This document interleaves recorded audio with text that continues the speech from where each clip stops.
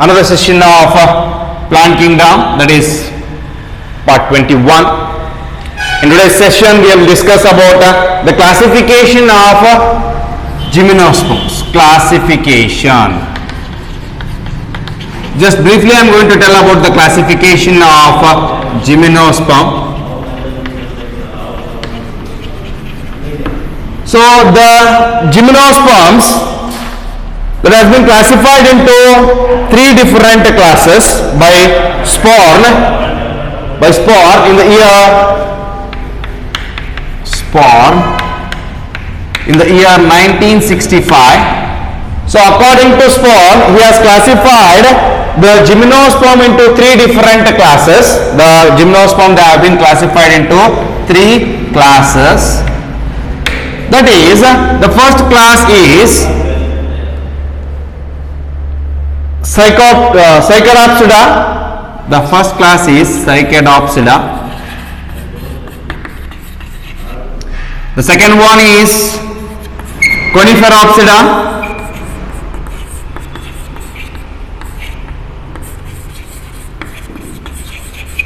First one is Psychadopsida. The second one is Coniferopsida. The third one is Neotopsida.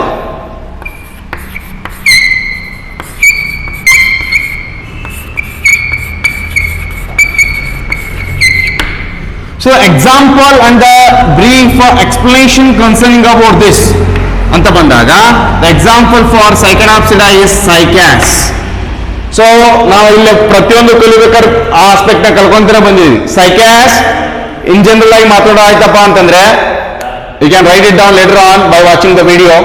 The Cycas is the most primitive endangered gymnosperm, has about only 117 species in the whole world right now, which exactly resembles very similar to that of the palm like habit and fern like foliage, andreno fern like leaves irtavalle, and the root system is of adventitious type, and the stem is having the root possessing the chloride roots. Then the wood is having a monoxylic and the polyxylic secondary growth, and the sporophylls are arranged from the cones, and the leaves are pinnate, usually show the circinate venation, and they are dioecious in nature. The cycas are dioecious in nature. The ovules are of arthropod type, and they are largest in the plant kingdom. Remember, the ovules of cycas are largest in the plant kingdom. So the seed contains a haploid nutritive endosperm with two cotyledons in embryo. So this is what concerning with respect to the cycas. Once we concentrate on the Coniferopsida, example for Coniferopsida is Pinus, right? So the Pinus, which is it consisting of more than 3/4 of the present gymnosperms flora, and it is going to represent the most successful group of gymnosperms. The Coniferopsida, it includes the coniferophytes. They are also going to describe as predominantly grow in the certain hilly areas, which have been given by Takazan. He has mentioned it. Takazan is well-known taxonomist, and even in his work he has mentioned about the Coniferopsida or the conifers.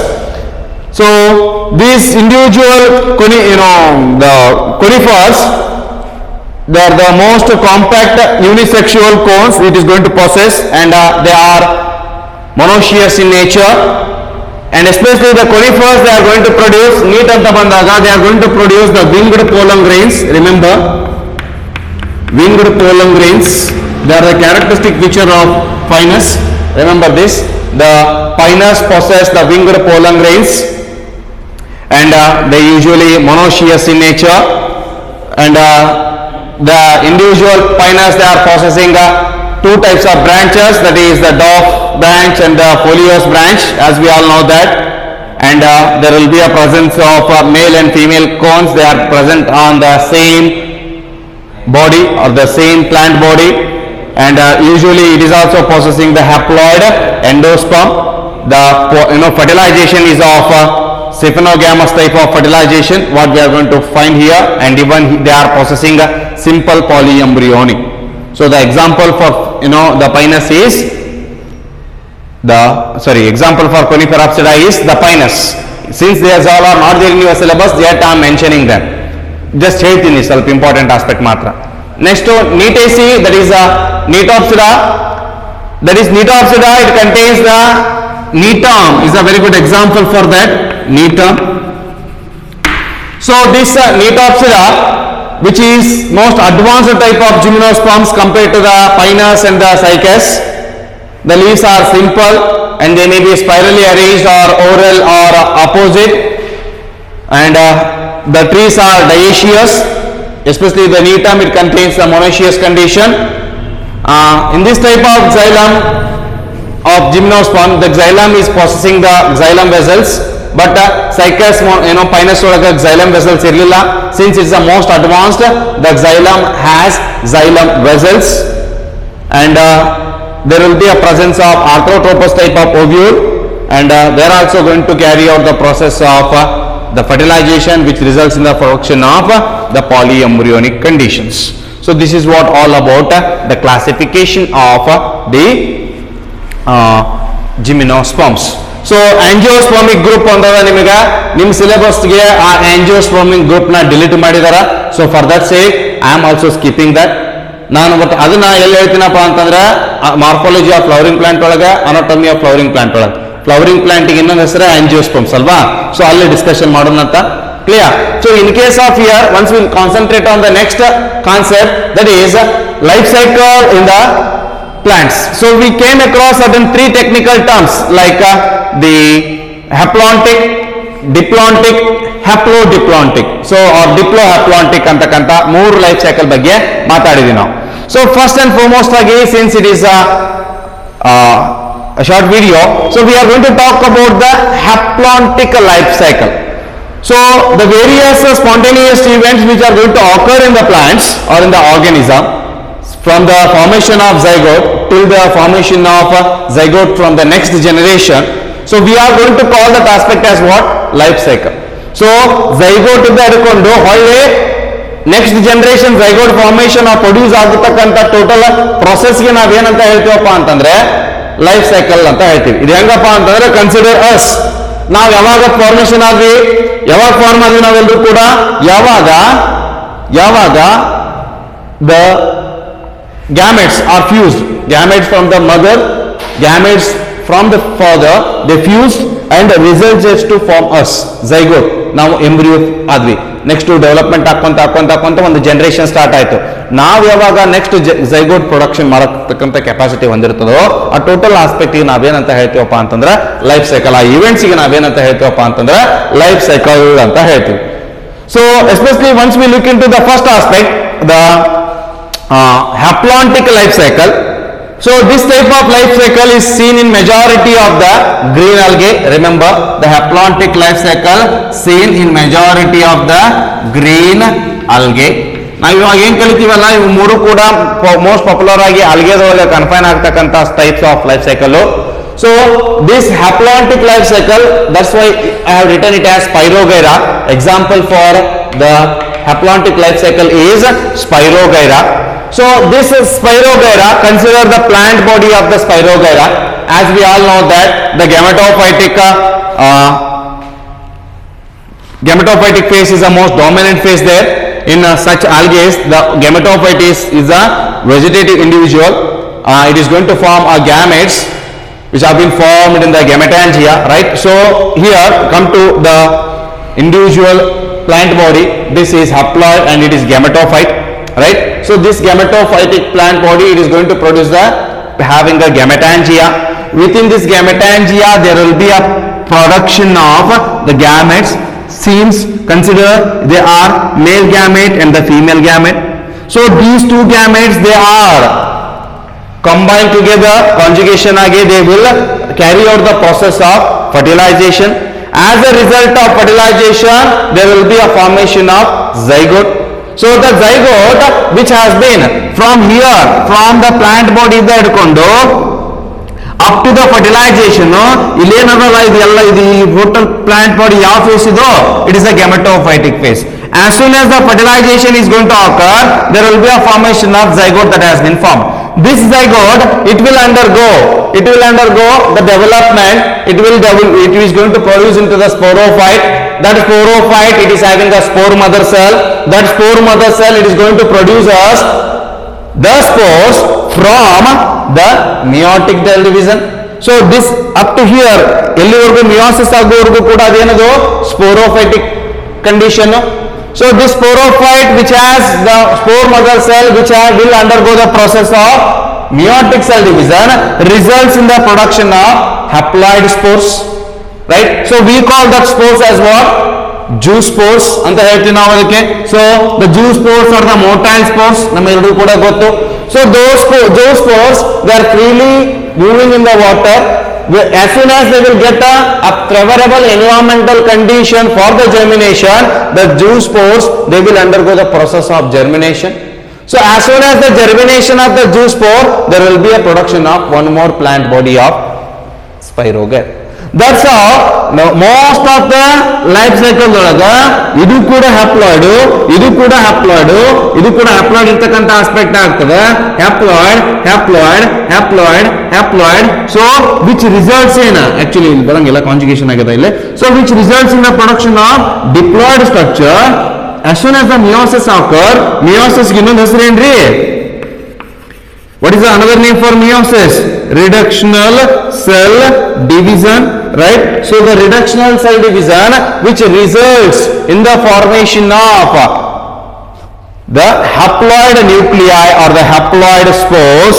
So those haploid spores, they are going to form one more vegetative plant gametophytic body. Since only gametophyte is vegetative part, the life cycle has no alternation of generation. Remember, kya bekambari? Since the gametophyte is a vegetative body, the life cycle has no alternation of generation. The life cycle has no alternation of generation. Example kya baribodu ನೀವು? Green algae like Chlamydomonas spirogyra. Green algae like Chlamydomonas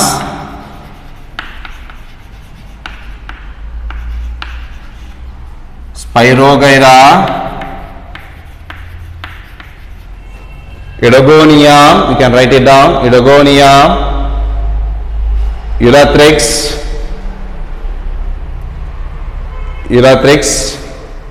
Edogonium, Elatrix, Cara, you can write it down.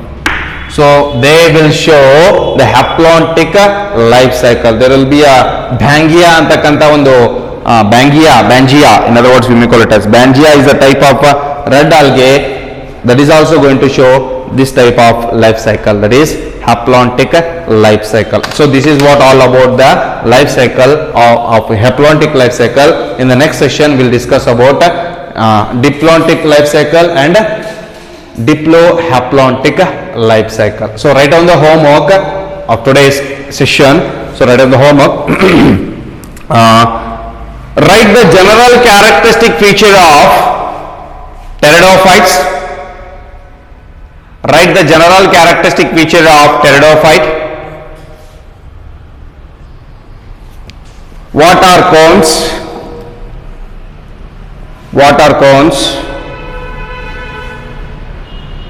Then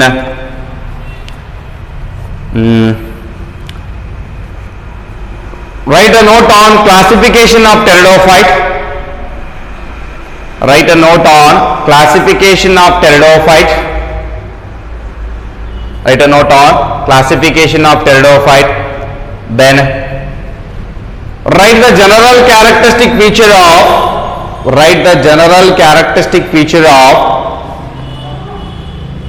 write the general characteristic feature of gymnosperms. Write a note on classification of gymnosperms. Classification of gymnosperms. Then write a note on haplontic life cycle. Write a note on haplontic life cycle.